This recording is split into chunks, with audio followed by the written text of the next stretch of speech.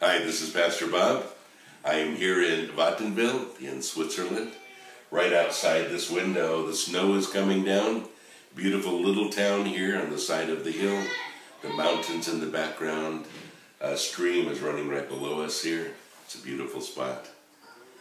Well, I just finished a weekend retreat with people from all over the world that were there basically to talk about heavy metal ministry.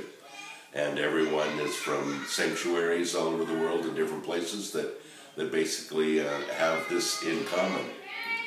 And even though we have the music in common, it's interesting to see some things that we don't have in common. You know, there are some things that are cultural that we carry with us. One of those things is alcohol. Now, everyone listening to me right now has a belief about alcohol. Some of you believe that Christians shouldn't be drinking anything. Some of you believe that it's not a religious issue at all. Some of you don't know what you believe.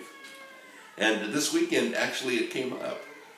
There were people that were offended by other people who were drinking from a different culture.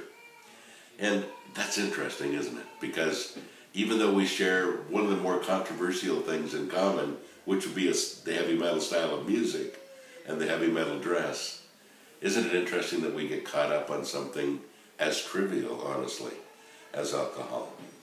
Now, I've told you before that I'm not a drinker. I don't even know what beer tastes like. I've never even tasted it. And the only time I've ever had alcohol is during communion in some countries where they use real wine. But that's me. And honestly, it isn't for religious issues. It's just a choice that I've made personally. And I don't think it is a religious issue anyway. You know, Paul even talks about using wine for his stomach and suggests the use. The Bible talks about getting drunk and says that, you know, that is a sin. And so it talks about drinking in moderation. But, you know, culturally speaking, we get offended by some things. We have chosen certain things like drinking alcohol and smoking cigarettes. And when we look at those things, we think, you know, these are spiritual issues. But we don't think about, you know, using too much coffee or soda, which can be a whole lot more harmful than any of those things. You know, the amount of sugar that people are drinking. And the kinds of things that we eat. So, you know, it isn't a religious issue.